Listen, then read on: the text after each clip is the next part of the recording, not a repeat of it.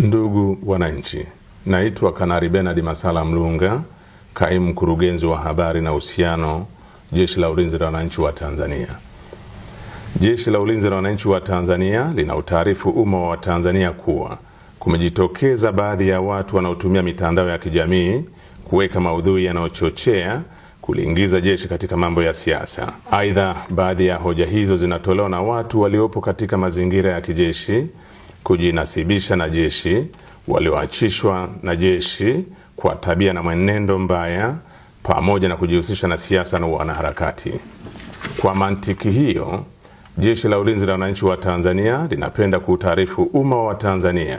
kuwa linaendelea kutekeleza majukumu yake kikatiba kwa uaminifu, utii na uhodari kwa kuzingatia